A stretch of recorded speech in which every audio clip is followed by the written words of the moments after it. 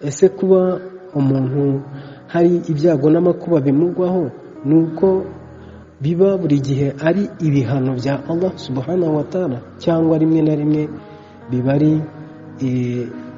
ibyago biba byagwiririye ikiremwa muntu cyangwa se n'undi uwo ari we wese, ariko bifite n'aho byamuvana n'aho byamugeza. Reka rero nk'uko bigaragara mu nsanganyamatsiko turebere hamwe ese amoko cyangwa se amahano yagwiririye Aba Abdullah Hussein, ese birashoboka ko natwe byatugeraho? Ese bijya bitubaho? Ese birashoboka ko biramutse bitubayeho koko nta kamaro byaba bifite cyangwa biba bigafite? Ese kuba umuntu hari ibyago n'amakuba bimugwaho nuko biba buri gihe ari ibihano bya Allah subhanahu wa ta'ala, cyangwa rimwe na rimwe biba ari ibyago biba byagwiririye ikiremwa muntu cyangwa se n'undi uwo ari we wese, ariko bifite n'aho byamuvana n'aho byamugeza. Tugiye kuri iyi ngingo ivuga amoko cyangwa se ibyago n'amakuba byagwiririye Imam Hussein alayhi salam, icya mbere ni uko hari bimwe mu byago biba ku muntu mu rwego rwo kugira ngo yezwe cyangwa se abe ikiremwa cyiza kurenza uko cyari kimeze. Ibyago, amakuba, ibigeragezo, ibyo byose bishobora kuba ku kiremwa muntu kugira ngo kibashe kuva ku ntera cyangwa se kibashe kwezwa muri bimwe mu bikorwa bitari byiza, kamvuge gutyo, mu makosa, mu byaha, mu bihano.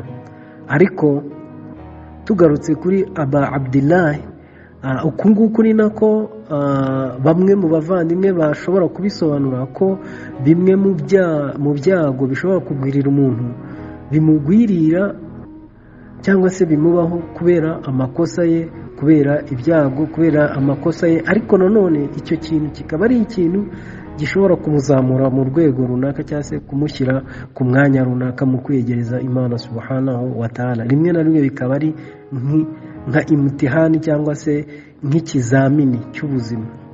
Ariko kuri Aba Abdullah we nubwo byamubayeho, ntago ibyo yaziraga ari ibye, ari amakosa ye, ahubwo ibigeragezo cyangwa se amakuba yamubayeho kugeza n'aho atanga ubuzima bwe ni ingaruka z'amakosa y'ibyari biri gukorwa n'ubuyobozi bwari buriho. Byumve neza, ni ukuvuga ngo kugira ngo Imam Hussein agire agaciro, ahabwe n'agaciro nk'ako ahabwa umunsi wa none, ni ibyamubayeho by'ibyago cyangwa se by'ibigeragezo byakomotse ku kuba hari amakosa, ibyaha, ubugome, ubuhuguzi bwakorwaga n'ubuyobozi bwari buriho icyo gihe. Iki ngiki cyatumye Imam Hussein ahaguruka.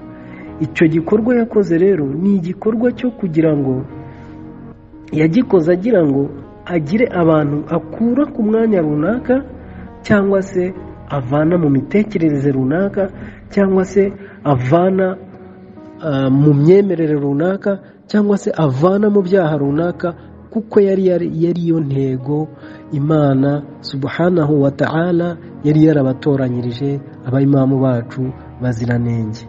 Imam Hussein rero yakoze biriya bintu kugira ngo agire bamwe azamurira urwego, cyangwa se agire bamwe avana hahandi hasi uhura n'ikigeragezo, kugira ngo Imana ikuzamure, igire urwego runaka ikugezaho, ikuzamure mu ntera.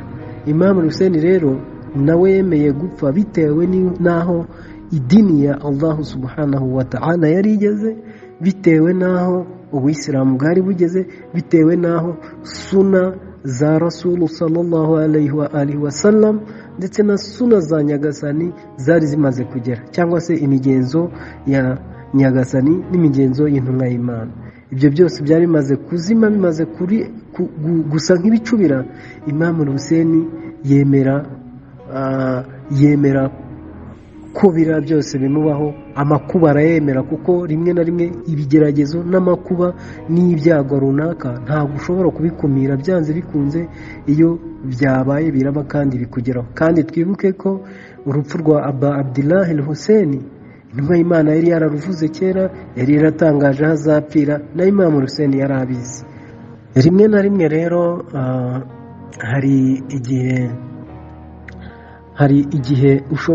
hari bimwe mu byaha cyangwa se amwe mu makosa dukora twebwe umunsi wa none, ayo makosa twakoze akadukururira ibyago cyangwa se n'amakuba runaka bitewe n'amakosa twakoze. Ibyo nabyo birashoboka, kabone n'ubwo waba uri kugenda ibuye rikaguca igisebe ku kaguru cyangwa se bikagira aho bigukomeretsa, ariko akenshi biba byaturutse kuki? Biba byaturutse ku makosa cyangwa se ibyago cyangwa se ibyaha cyangwa se imyitwarire yacu tuba twagerageje kwitwaramo. Cyane cyane bikunda kuba ku bemeramana cyangwa se bikaba ku bantu n'ubundi basanzwe bazi Imana. Ibyo rero ntabwo iki kintu twagishyira kuri Aba Abdullah wenda ngo tuvuge ngo yari umunyabyaha, nk'uko hari ababivuga ngo yari umunyabyaha ngo niyo mpamvu biriya byose byamubayeho. Oya, hari ababivuga gutyo ngo Imam Hussein yari aje gutera Yazidi lanatullah. Ntabwo Imam Hussein yagiye gutera, ahubwo agiye kuyobora abayisilamu kuko aribo bari bamutumyeho. Ariko bwa buyobozi bubi bw'amahugu butangira kugurira abaturage, bugenda bubaha amafaranga, bubaha imitungo kugira ngo bihakane Aba Abdullah al-Hussein. Ariko nubwo ibyo byose byabayeho, byatumye hari bamwe abasha kuzamura muri rwa rwego, aremera ibyago arabyakira, bimubaho amakuba arayakira amubaho, ariko kugira ngo azamure rwa rwego rwa ba bantu, azamure urwego rwanjye nawe. Kuko uyu munsi iyo Aba Abdullah atitanga, ntabwo umunsi wa none tuba twicaye turi kumva ibiganiro bye, ntabwo tuba tubona amamiliyoni n'amamiliyoni ari kujya aho ashyinguye kumwibuka no kumuha salama no kumusuhuza. Ibyo byose rero, urupfu rwa Aba Abdullah cyangwa se ibyago byamubayeho n'amakuba yamubayeho, byari ukuzamura urwego rwa Isilamu n'urwego rw'abemeramana, kugira haba bavana imyumvire kuyihindura hifashishijwe kwitanga mu nzira y'Imana. Rero nk'uko nari nabivuze,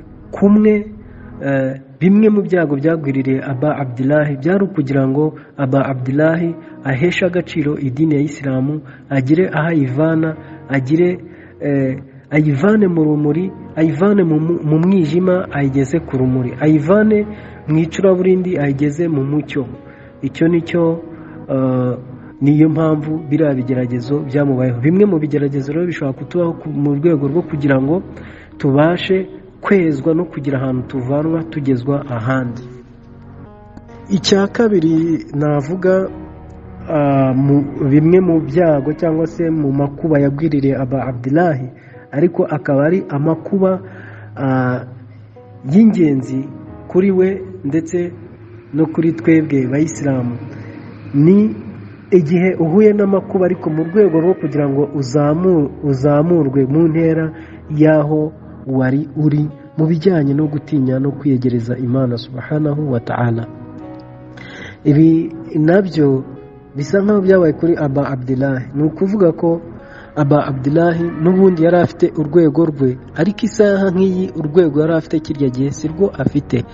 Urwango bari bamufitiye cyangwa se umuryango w'intumwa y'Imana wari ufitiwe muri icyo gihe, ubu ngubu si rwo rwango, nubwo hari abarufite, ariko ibyiza ni uko hari abafite urukundo ku muryango w'intumwa y'Imana kubera Aba Abdullah al-Hussein.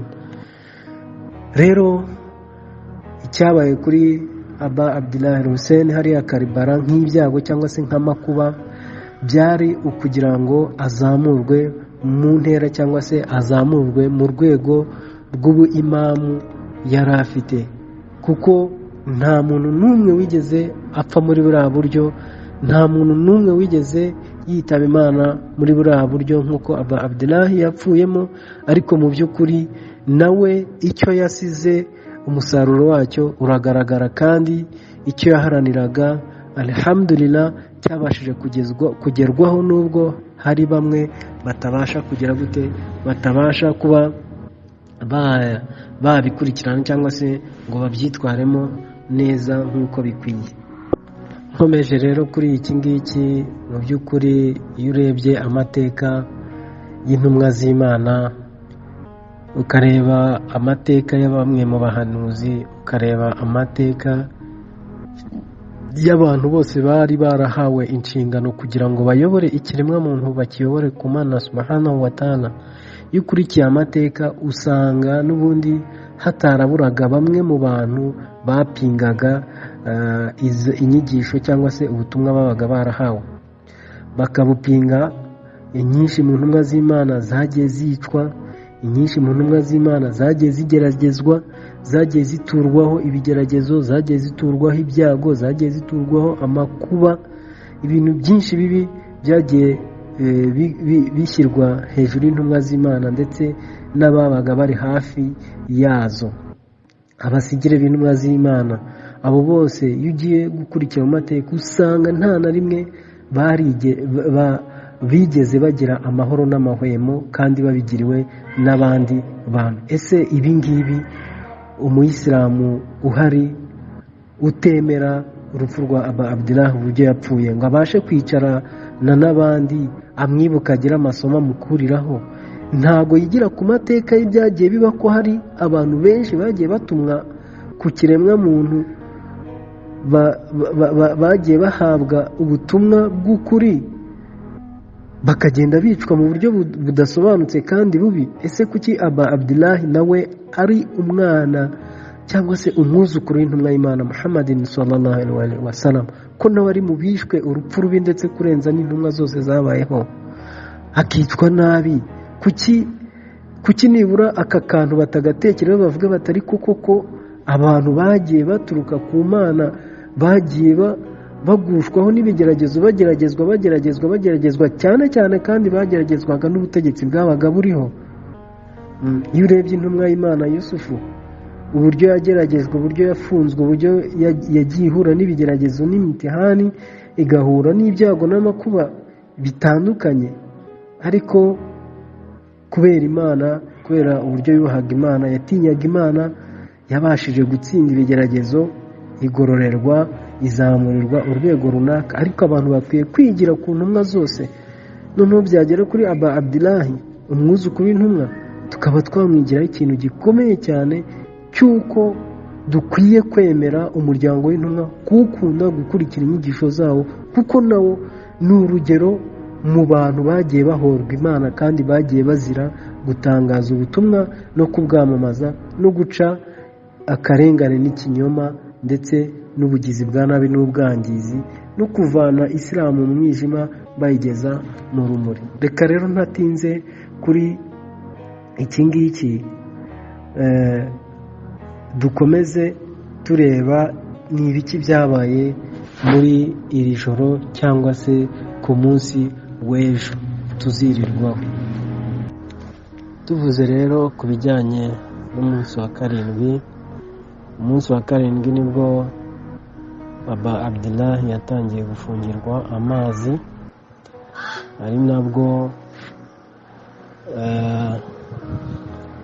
Ubaydullah ibn Ziyad yanditse ibaruwa ayandikira Omar ibn Saad ko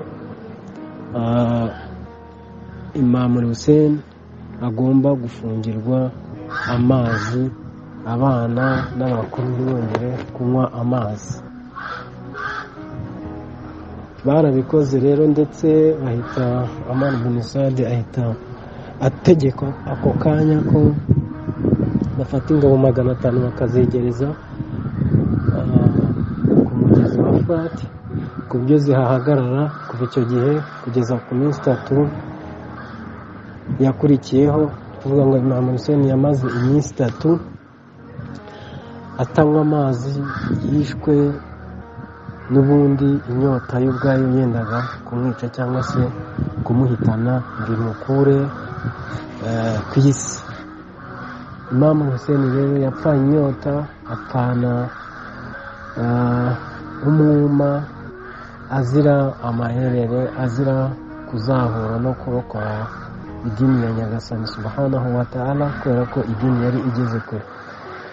Ese twebwe bayisilamu ni igiki twakwigira kuri Aba Abdullah?